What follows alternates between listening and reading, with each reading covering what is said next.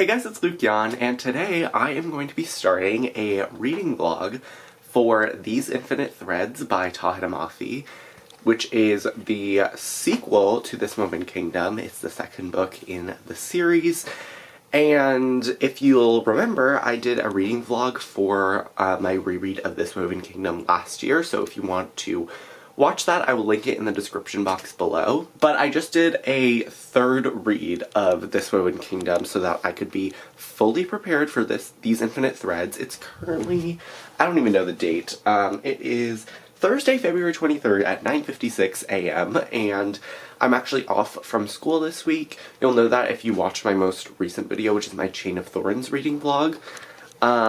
So yeah, I'm off school this week for President's Week. So that's really cool. I definitely needed this break.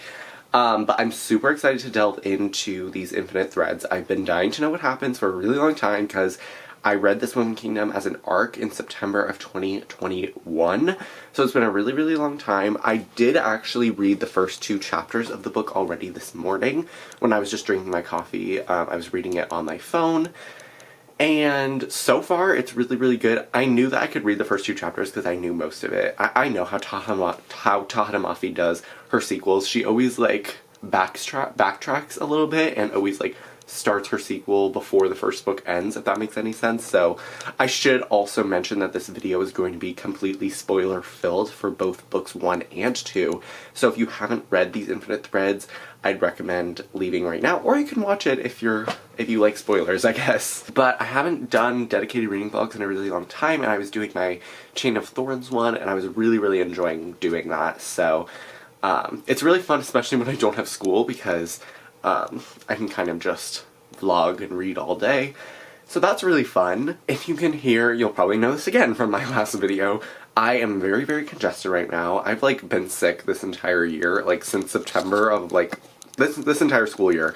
I've been very, very sick, like, on and off. So, yeah, I kind of have another cold. I think it's just the changing weather and stuff, but okay, you don't care about that. I don't know why I'm explaining. But, yeah, I have already read the first 2 chapters. I almost said first 2 pages. Not true. And yeah, there's gonna be spoilers from here on out because I'm gonna discuss the beginning of the book, so goodbye everyone who doesn't want to know the spoilers.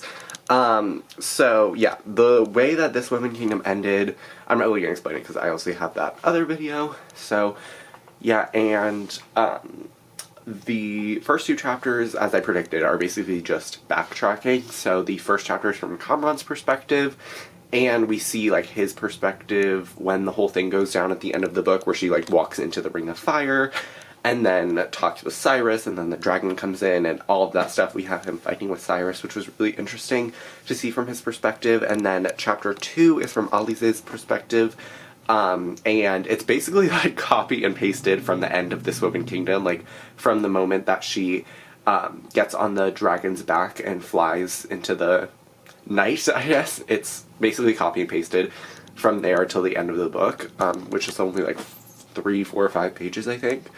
And then we continue on, and basically she just talks with Cyrus a little bit about, like, how she doesn't want to marry him and how he's evil and stuff, and asks some questions, and he's like, you need to marry me, I won't let you die. You can die as soon as the wedding is over, but I need to do this or else the devil will, like, have my soul forever. And I know that there's a love triangle in this book just because of what other people have been saying. I've been avoiding spoilers for this book like the plague, but it's kind of hard to avoid, especially on, like, book talk. So yeah, I think there's definitely going to be a love triangle in this book, and I'm interested to see how I feel about, like, Kamran versus Cyrus. We'll have to see. I'm so excited to read this book just because at the end of chapter 2, we see them finally arrive in Toulon, and I always want to call it Tulane, like the university, but it's not. It's Toulon. There's no E at the end. So yeah, I'm really, really excited to continue on. This book is shorter than This Woven Kingdom. It's like a little over 400 pages, whereas This Woven Kingdom was nearly 500. So I feel like it's going to be a pretty quick read. My original goal was to read this entire book today. I don't know if I'm going to be able to do that just because I do have some stuff to do today. Like, I have to, again, I keep referencing my Chain of Thorns vlog. This week I am, like, house sitting for a family friend. I have to take care of their pets, 2 cats and a parrot. Yes, you heard me correctly. So I have to go over there in the morning and at night, so I'm gonna go over there like after I finish filming this, and then my mom and I are going to the mall so she can do some returns and eat lunch because there are people coming to clean our house, which is why I have not made my bed this morning. So yeah, some stuff is gonna be interrupting my day, but I do have the ebook on my phone, so I'm gonna read a lot like throughout the day, and I'm super excited to just like keep going through the book, and I feel like I could possibly read it today just because I've been waiting to see what happens for so long. I am a little salty though because if you watched my This Woven Kingdom reading vlog, you'd know that I got the Illumicrate special edition of that book, which is so beautiful, and I unboxed it in that video. And the These Infinite Threads one, they posted on their Instagram, and it was like really exciting or whatever, and I thought it was just going to go to like Illumicrate subscribers, and I'm not one of them. So I was like, okay, I'll just buy it in the general sale, and then I saw yesterday that they had apparently emailed people who bought the This Woven Kingdom box, so I searched through my emails, and it was in the spam folder. I don't know how, I don't know why, but I made them a contact and everything, because I was, like, excited for it, and I missed the promotion. So I could have bought the special edition, and I just missed it. So I'm hoping to find like a books for trade on Twitter or something, or maybe buy one that someone sells, hopefully not for like $300 because I'm not about to spend that much. And I don't know, I did also join the waitlist, so we shall see if anything happens with that. I also forgot to buy like the pin. I bought my, or not buy, but like the pre-order campaign where like with This Woven Kingdom you got a rose pin and this one you got a dragon pin. I did the rose pin and I gave it to my grandmother, and the dragon pin I guess I just forgot to do. Actually, I can't remember if I did it or not.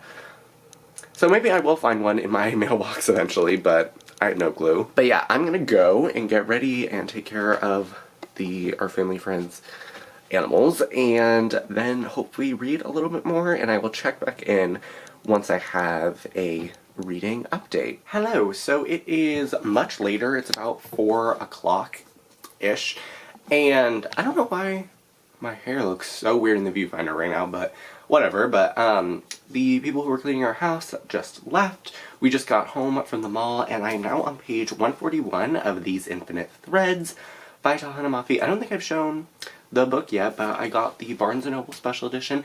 It's so beautiful. I love the colors of the covers of this series, and I love the color of this as well. It's like pink and light blue flowers, and then this dagger, which is really cool as well. And then I love that you can see like the chapter designs like on the spine, and then, or on the edges. And then there's this. It kind of feels like metallic almost, like there's like a metallic finish, and then there's white underneath. I wish it was blue like the flowers, but whatever. And then there's like a purpley pink sort of foiling, and then it is signed as well. So there's this, and then all the chapters which have this, and then the Farsi underneath, which is really cool as well. And before I talk about like what happened in the book so far and my feelings, I do want to note that I love the epigraphs that Tahina Mafi includes from the Shahnameh in this, because obviously this series is inspired by the Shahnameh. And the first one is, why did fate indulge the prince in luxury and ease only to abandon him at the hands of his cruel slayers? The wise know there is no justice in the Valley of Tears. And then the second one is, tell me about my end. When is it written for me to leave this world? Who will inherit my throne? And I think it's interesting how those like set up the story. And I feel like she's gonna have more like for every book. So in book 1 there was only 1 epigraph, but there were 2 in this, so maybe it'll be like 1 extra one for every book in the series. I don't know, but I think that's really cool, and I'm loving this book so far.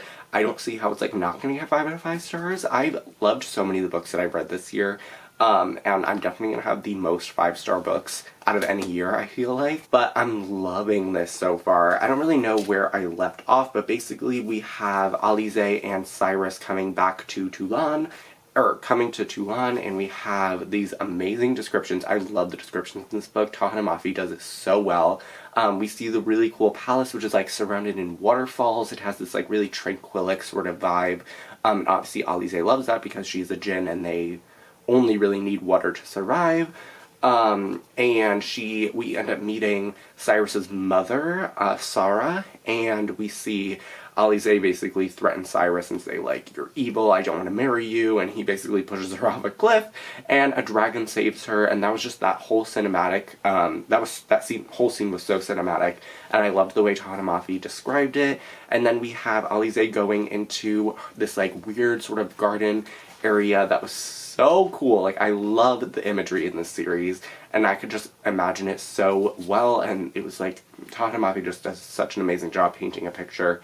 And she goes to her bedroom, and she kind of collapses, but then she wakes up and sees that Sara is here and wants to make an alliance with her. She kind of helps Alisaie bathe. She sets up this whole bath for her, and they talk a little bit, and Sara is like, you know that I, like, am on your side. I can never forgive my son for what he did because he killed Sara's husband, aka his father, to inherit the throne.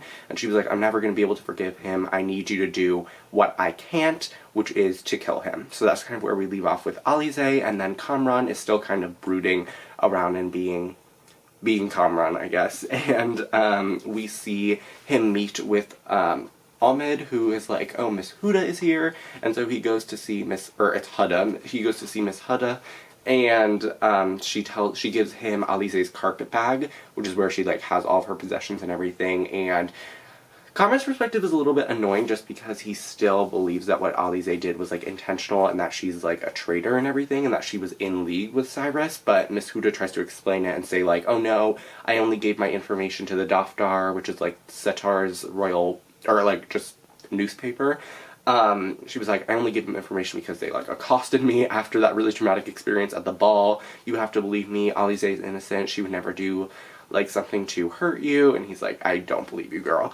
And that's kind of where we left off with him. I just love this book so far. I've definitely heard from people that, like, nothing happens in this book.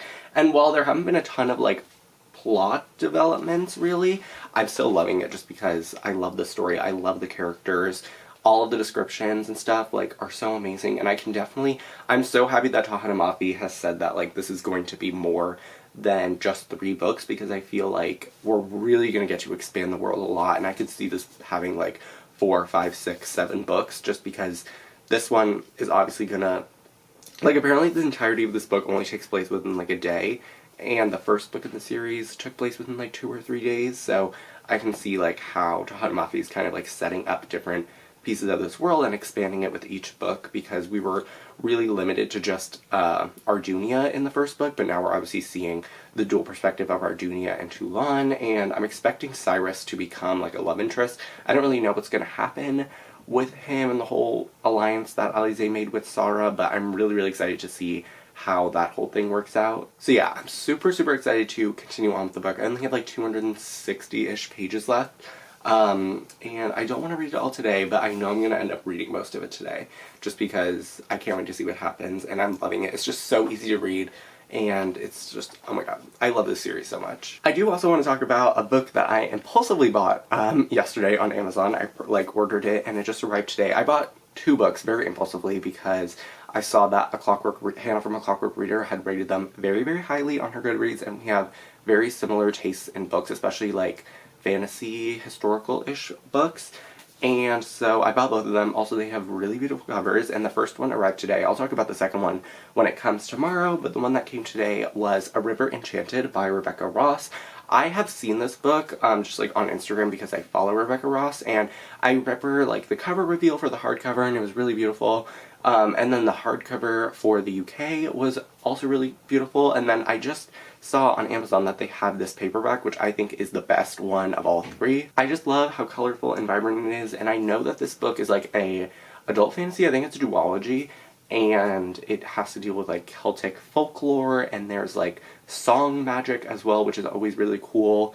And yeah, I'm just super excited for it, and obviously the cover is, like, really beautiful, so I might, like, I feel like I want to read this pretty soon. I don't know if I'm going to get to it in February, because I do have to read a book for school before the end of the month, but we shall see. I don't know. I'm really, really excited for it, though, because I've heard really great things. Like, once I saw that Hannah rated it really highly, I was, like, reading different reviews and watching things on TikTok, and a lot of people have really enjoyed it, so I'm super excited for this book. But I think right now I'm going to go downstairs and read some more of these Infinite Threads, and I will let you know once I have another reading update. Okay, I'm trying to figure out something with my camera settings. I still don't know how my camera works, and I've been doing this for like 5 years. But we do have much to discuss about these Infinite Threads. I'm now on chapter 16. I'm like a little over 200 pages in, but we have had some very interesting developments. So there was a scene between Kamran and Hazan where they're like talking about Alize, and obviously Hazan is a jinn, and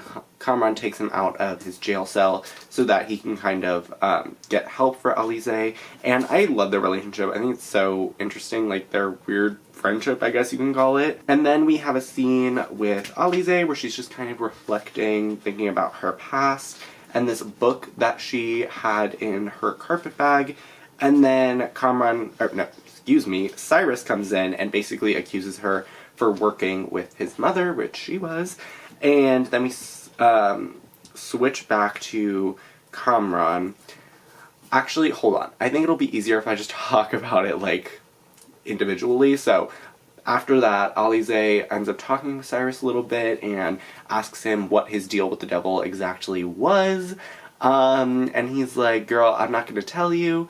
And he offers to make her, like, a better deal than his mother did, and he says, like, let me just read what he said, because it was very, very shocking. He says, marry me, become my queen just long enough to sate the devil's demands. Once he's satisfied, he'll discharge me of a tremendous debt, and I'll be that much closer to my freedom. When I'm finally free, I give you my leave to kill me at your leisure, and take Toulon for yourself, my kingdom for your hand.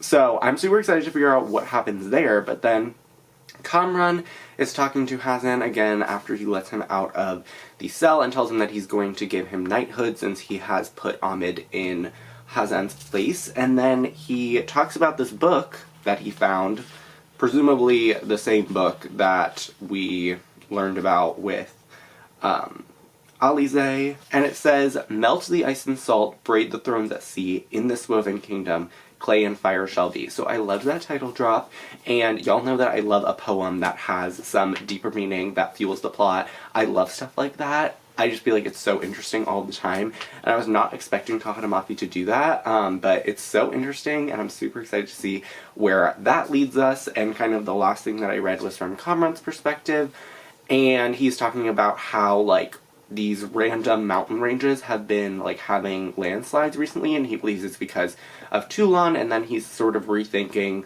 the whole thing about going to war with them, because then it will leave them room to sort of come into Ardunia and go to the mountain ranges of Aria to steal the magic for Alize so that she can take over.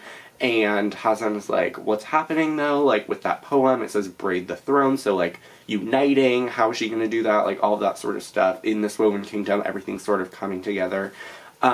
So all of that is super, super fascinating. And then at the end, they kind of decide that they're going to go to Toulon. So all of this is so interesting. I can't believe I'm already halfway through the book. Like, it's so short, but I need it to be 600 pages long, just because there's so many interesting things, and I feel like the plot is finally, like, kicking in. I've loved it thus far, even though there hasn't been a ton of a plot. But now that things are, like, actually starting to unravel, I'm super excited to see what happens. I'm kind of forcing myself to take a break right now because I'm gonna go and make myself some tea and just reflect and predict what's gonna happen. I am so excited for the rest of the series. I cannot believe that's gonna be more than 3 books. I'm so excited. I'm trying to figure out what the next titles will be. I feel like Braid has to be in one of them. Maybe, I don't know. I feel like we need to keep the sewing theme, woven threads, all that stuff. So, we shall see, but I'm super excited. I hope she just keeps writing them for a while, because I love how, like, each book is a small story, but it's kind of, like, building and building and building. I love that, and I just love that we're really taking time in this series to expand things, and I'm just loving this book so far. I think it's even better than the first book, and I'm just super excited to continue. I'm gonna try my best not to read it all today, but I don't know, anything can happen. So yeah, right now it's not even 5 o'clock, so I'm gonna go and relax a little bit, and I'll check in once I have another reading update. I have no clue what's gonna go down in these next 200 pages, but I'm really excited to see what happens. Hello, so yes, it is the next day. I know I said that I would read a little bit more after taking a break, but then I took a break and, oh my god, a piece of my tripod just, like, fell. Anyway, I did take a break. My camera's crooked as well. I did take a break, but then I was in the best mood, so I kind of was just relaxing for the rest of the night. But this morning, I did get a little bit farther into these Infinite Threads. I'm now on page 293. I'm about to start chapter 23. And I'm still loving it so far. Like, this is definitely going to get 5 out of 5 stars, even though, yes, nothing is really happening, and all the chapters are basically just the characters talking to one another. I love these characters so much. I love the writing. I love the setting. I love, like, the world in general.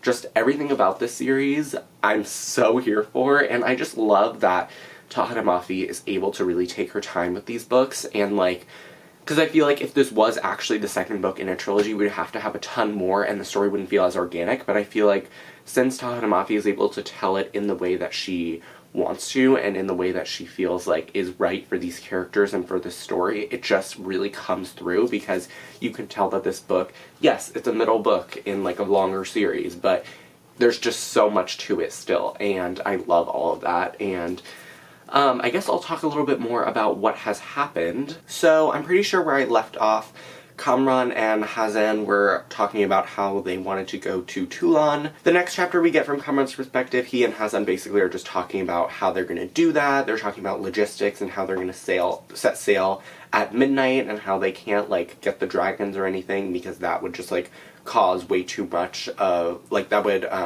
be very, very obvious. So it's going to be like a week time that they're going to be sailing, and obviously we know from the first book that Kamran has a lot of experience and knowledge about privateering, I guess. And so we get a couple of chapters from Alize, which I'll talk about, and then we go back to Kamran, who, in the last chapter actually, he was talking to Omid about how he is going to like get the diviners to come or whatever, and then we cut back to him and he is he was supposed to have a conversation with Zahak or something, and he's basically just reflecting on one of the conversations he had with his grandfather about, like, how much his grandfather has had to sacrifice to keep Ardunia, like, strong and steady. And then he kind of has, like, an impromptu meeting with Omid, Huda, Dean, and Mrs. Amina, and they all kind of are just talking about Alize, and Mrs. Amina is like, that girl sucks, like, I knew I never should have trusted her, and Dean is like, she is clearly a djinn, like, she heals very, very easily, but, like, I don't think she was trying to betray you. And then Huda and Omid are kind of, like, on the same side. It was actually a really funny scene, because Dean was, like, talking to Mrs. Amina. He was like, were you the one that gave her that slash across the throat? And Omid was like, oh no, that was me. And Dean was like, who are you people? Like, you guys are insane. And there's basically a whole conversation revolving around that, and then the chapter ends, and this is where I stopped reading, with Zahak coming in, and he's like, I need to talk to you, Kamran. And then with Alize, she kind of has a whole conversation with Cyrus about, like, why would you give me your kingdom? And he talks a little bit more about his deal with the devil, and we kind of see them growing a little bit closer. She's trying to get him to reveal a little bit more about his life. And I love the whole thing with the Nosta, which is, like, what Hazan gave her in the first book. It basically can tell truth from lie, and so it glows warm if it's a truth and cold if it's a lie, and that is kind of leading her through Toulon. And Cyrus ends up bringing her, like, to the city, like, out of the palace, and they kind of get bread. They talk a little bit more. It's kind of like a romantic-ish scene. But then these people are like, oh my god, you're the queen, like, you finally come, or whatever. And then they have to, like, flee back to the palace. And then she tries to ask him some more questions, like, about his siblings, about his father, all that sort of stuff. And he's like, there's more to it than you know, or that I can reveal. And then the devil kind of, like, Iblis kind of goes through him and is like taking over, and he like falls limp, and then we end it with her like crying for him. Again, so far I'm just loving this book. I was kind of looking on Wikipedia about the Shahnameh a little bit more. I do own it, and I did start reading it like last year, but I just never got that far into it. I do want to like keep reading it just because there are a lot of characters in this book actually that have like, or the series that seem to be drawn from the Shahnameh, like obviously King Zal. But his whole thing with the snakes on his shoulders is actually about a character named Zahak, so that's like a whole thing, and I feel like this series will be so much richer once I read the Shahnameh, and I feel like before the final book comes out in the series, whatever that is, I might just sit down and read the Shahnameh before, you know, binge rereading the books before it and then finishing out the series, just because I feel like it'll give this series a whole new perspective. But yeah, I love the mythology and stuff. I just, oh my god, the imagery in the series, like, I want to go to Toulon so badly. I want to go to Ardunia. I want to go to all these places. I want to meet all of these characters. And I feel like I'm liking the characters so much more in this book. I think Kamran, he definitely feels like a lot like Warner. And I just feel like that is because Tahereh Mafi, I don't know, I feel like that's kind of her default with male main characters. I don't know, just like his anger and stuff. I feel like that's pretty much Warner, but he does obviously feel like his own character as well with his own, like, inner demons and stuff. But I love Huda. I know a lot of people don't like her, but I just think she's so funny. Dean was really interesting. I still hate Mrs. Amina with a passion. And Omid is interesting, I guess. I love Hazan. I'm super excited to see what happens with Zahak. I feel like that will be an interesting development. And I also want to know a little bit more about the Duchess, Duchess Jamila, who is Kamran's aunt, and I also really want to know more about Firuzeh, who is his mother. So I feel like learning more about that will be really interesting, and I do wish this book was just a little bit longer because I feel like we only have about 100 pages left, and I feel like there's just so much more that needs to happen and that needs to be revealed. And I have heard that this book, like, kind of ends in the middle, so, like, Restore Me vibes, basically. So I don't know. We will see what happens with that. I will say, though, I forgot to mention this earlier, they said in the beginning of the book that Zal was, like, over a century old when he died, and I'm just thinking, like, Kamran has to be, what, 17, 18, 19, 20? His mother didn't seem, like, super, super old. How is his grandfather, like, over a century old? Obviously, it's his father's father, so maybe his father was really old when Kamran was born? I don't know, but that just seemed like a little bit of a continuity error. Because, like, how can they, like, not think anything of it when the king is living for so long? Like, that's a little bit suspicious. Maybe that was just, like, a weird continuity thing, but obviously it's not, like, that big of a deal. I also really want to know more about Sarah, who is Cyrus's mother. I really want to know more about Cyrus. This whole, like, love triangle thing is super interesting, and I'm really excited to see how that plays out in the rest of the book, and I feel like his character development is really interesting throughout this book and installment. So yeah, I'm super interested to see how this goes. I'm anticipating these next 100 pages. I can't even fathom or imagine what is going to happen in this last, like, quarter of the book. But I'm loving it a lot. So I'm so just excited to continue. I feel like I'm saying the word excited so much in this vlog, but it is right now 11:20, so I'm gonna eat lunch in a little bit. I'm actually home alone today because my mom had to take my grandmother to an appointment, and then my mom has an appointment of her own afterwards, and my dad is at work, and my sister obviously does not live here anymore. She lives in the city, so I'm home alone today, so maybe I'll take you along with my day a little bit more. Probably not, because I don't really do anything interesting. But I did something with my Chain of Thorns vlog where I, like, vlogged me reading the last chapter, and I feel like I want to do that for these Infinite Threads as well, just because I have no idea what's going to happen. So yeah, I really want to get my candid reaction. But yeah, I'm just having a really great time this week reading and stuff. I still have to read this book, Emma by Jane Austen, this week, because I'm doing it for English, and it is quite long. I know this is not an Emma vlog, but whatever. It is 356 pages, and I've read a single chapter. No, actually, I've read 2 chapters. So I guess that means I'm on page 14. So I'm gonna pound through this book after I finish these Infinite Threads, definitely today. And yeah, I reorganized my bookshelves. I'm supposed to have another book come in the mail today. I'm super excited. And yeah, I feel like is today Friday?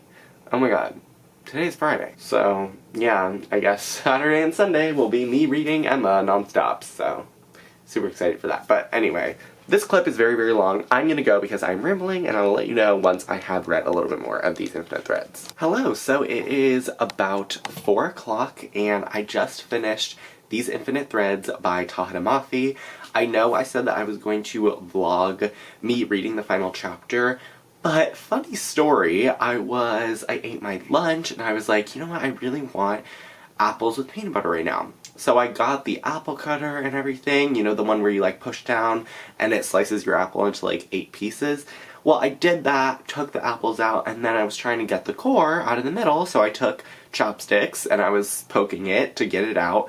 And I did, but I also, like, jammed my finger onto, like, where two of the lines intersect. So you can't really see it right now just because I washed my hands, but it was bleeding a lot before. I had, like, a V-shaped cut on my finger. I just had, like, a bunch of gauze on my hand, so I wasn't reading just because it was bleeding very profusely.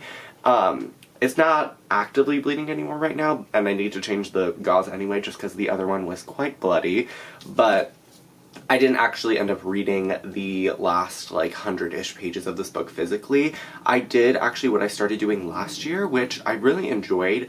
I will listen to the audiobook at, like, 2.5 times speed while reading the ebook on my phone, and it just lets me have a very immersive experience because I can, like, hear the story, but I can also, like, read it at the same time. I really enjoy doing that, and I was originally just reading the ebook for, like, the beginning of the last 100 pages, but then I was like, no, I really want, like, a whole immersive experience to, like, fully get into the end of this book, and so I decided to do that, and I really enjoyed it, and I loved this book. I'm going to give it 5 out of 5 stars. I did actually already rate it on Goodreads. It's definitely going to be one of my probably top 5 favorite books of the year.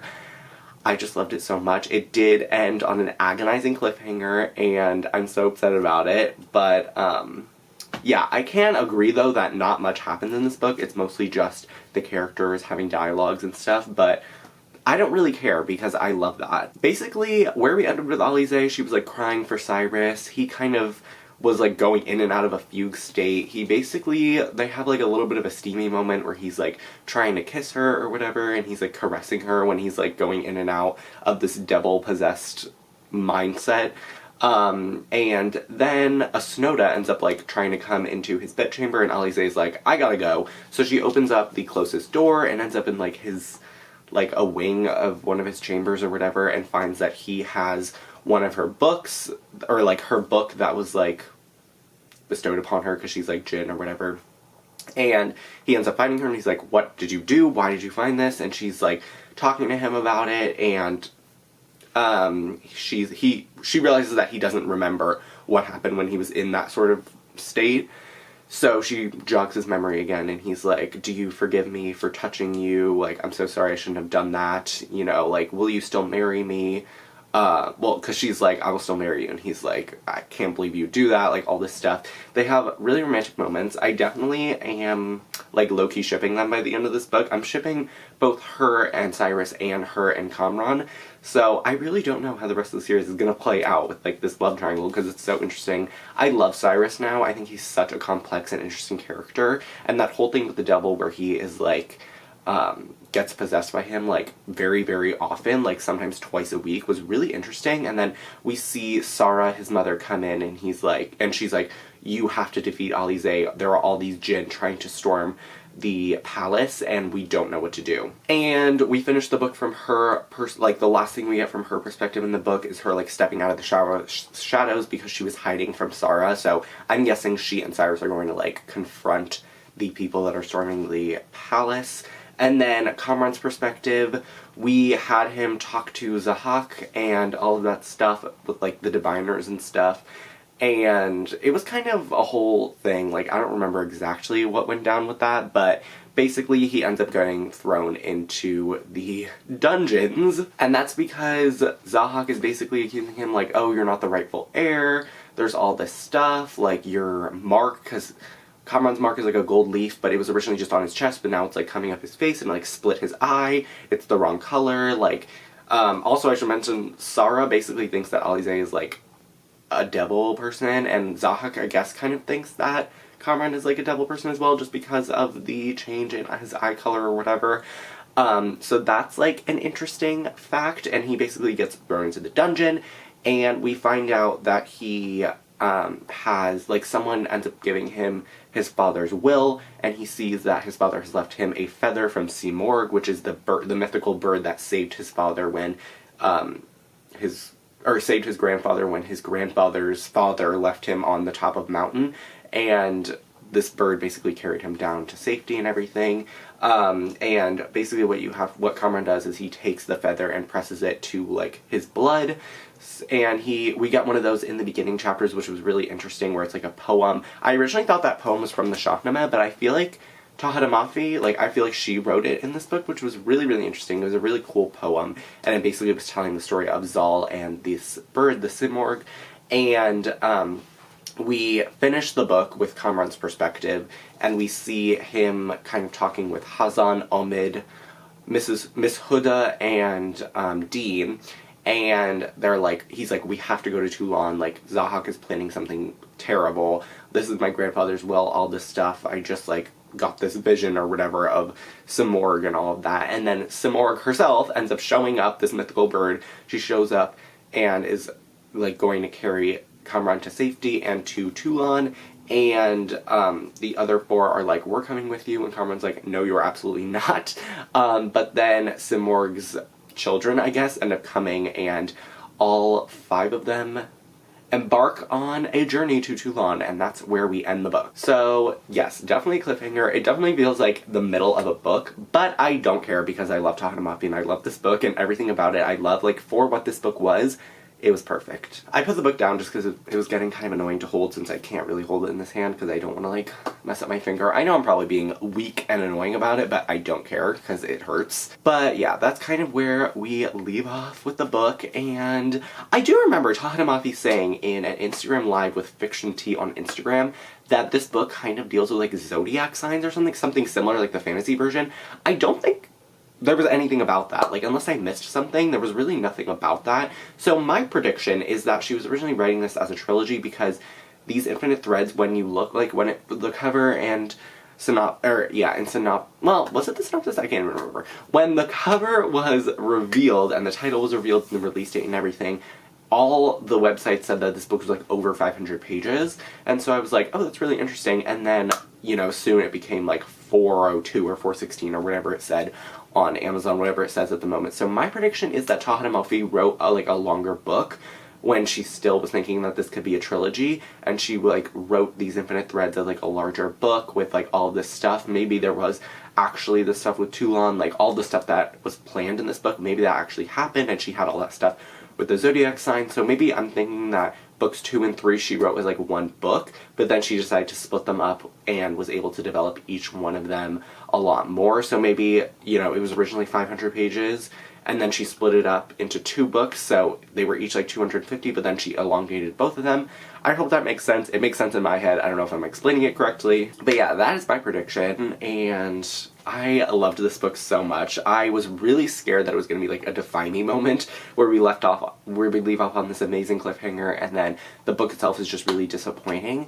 And it was absolutely not that. You know, I feel like usually it takes me one read of a Taha Mafi book to, like, figure out what the story is, and then once I read it again, I'm able to appreciate it even more because I know what the story is. But I loved this book so much the first time around. Like, there was no hesitation once I finished it between me finishing it and rating it 5 stars on Goodreads. Like, I loved every minute of it. And yeah, I'm just so excited for my rereads of it just because I feel like I'm gonna like it even more. I'm gonna notice even more things. I'm gonna go watch every single review Under the Face of the Sun of these Infinite Threads so far, and I'm super excited to see, like, what else comes out, like, who else reviews it and all that sort of stuff. And I'm just so excited for the rest of this series. Like, I still want to know about that poem that was, like, bind the thrones at sea, melt the ice, all that stuff. The whole, like, romance stuff. Like, Taha Mafi is so good at writing romance. Like, you just feel so much about what the characters are going through, and this whole book basically is just inner monologue and dialogue between characters. And oh my god, like, any other author I feel like would have made this entire book like 100 pages, like a 100-page section of, like, a larger book. But I love the way that she's doing this, where it's, like, small little journeys. She can really, like, expand upon things, and, like, this book is so character driven, but it was so needed.